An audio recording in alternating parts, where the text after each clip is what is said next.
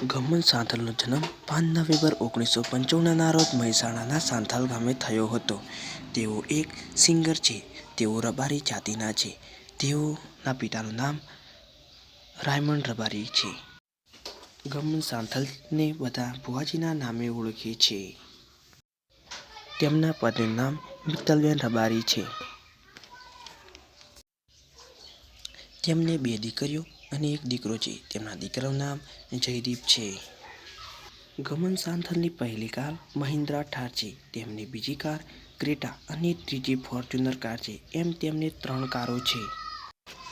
ગમન ભુવાજી એ દીપોમાના ભુવાજી છે. સાંથલ ગામમાં દીપોમાનું એક મોટું મંદિર પણ છે.